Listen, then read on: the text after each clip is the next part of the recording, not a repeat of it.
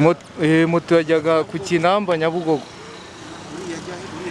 Izira ebyiri zigenda ariko zishaka imwe ku depanse yindi. Uyu muhanda ni muto rero. Byahise biza bifata ku kindi gice cy'abazamuka. Bihura na motari abura ubuhungiro ninjye bamweguye tumushyira hariya. Ngiye narimvuye mu kabuga Kanyarutarama narindi nyuma y'uyu motari. Imbere y'imodoka hari imodoka ebyiri. Zose zagendaga gakeya mbega. Noneho ndagiye kubona mbona fuso ikase ishaka nko kudepasa. Uwo motari atukaga ngaha agerageza no kuyihunga. Ubwo baramukubise arenga umuhanda uko nabibonye. Ikibazo kibazo icyo ari cyo.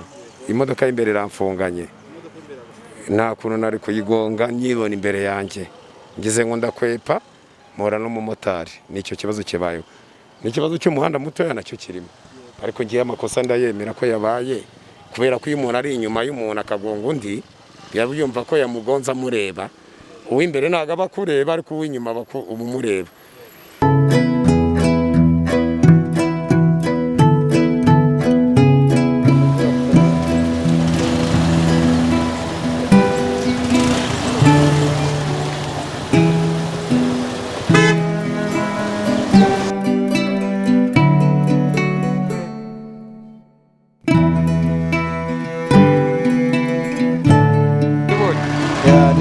Legacy TV twagira ngo tubabaze uko impanuka yagenze.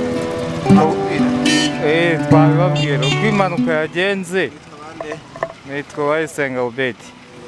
Uko impanuka yagenze, izi modoka zari eshatu, imbere hari akavatiri kahagaze kagabanyije bitewe no kuri imbere ashobora kugabanya ariko uri inyuma araza aramugonga. Uri inyuma we yari afite umuvuduko, noneho ni iriya kamyo umuri imbere yagabanyije bitewe no kudakontorora n'iki, urabona bamusanzemo n'ubusinzi. Basanze yasinze ubu bamwambitse ipingu. We ashatse guhita agoronzora kuko bimutunguye guhagarara kwiriye. Ashaka guhita agoronzora ahangaha ashatse guhunga moto abura aha ntiwahurira uri kugenda gutya. Moto yajyaga ku Kinamba Nyabugogo.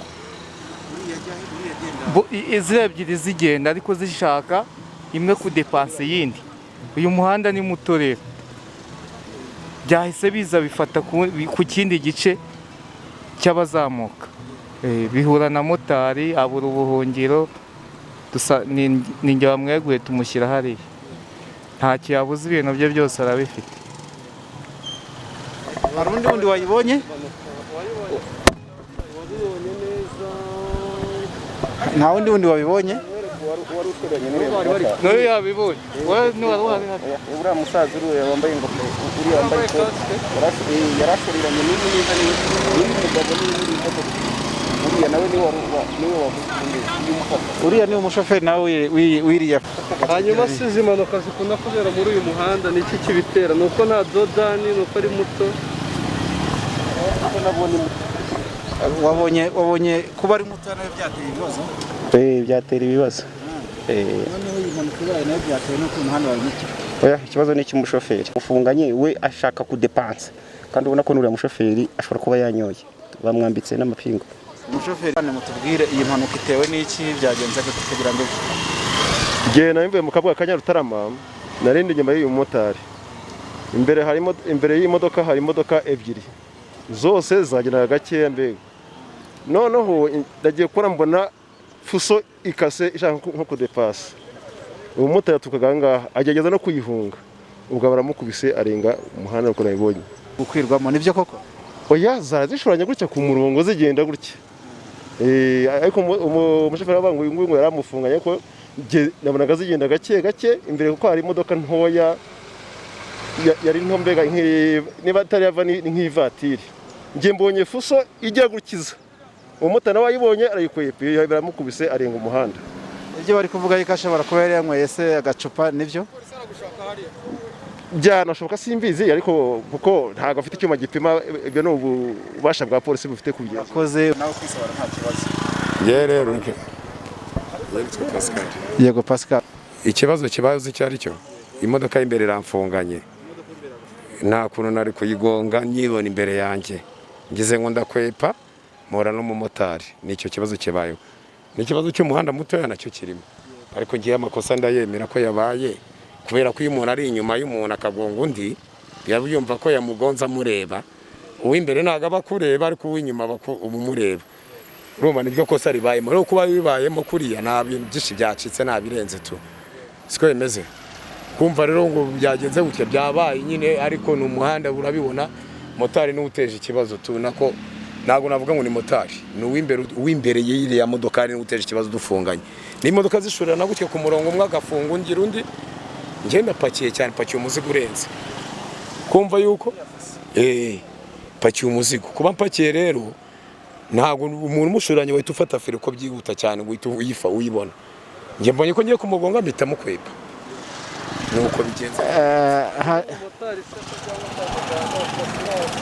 Buri kimwe cyose kirahari, ibyangombwa byose birahari, ikibazo kibaye nta gisita, ntaryo nanyweye.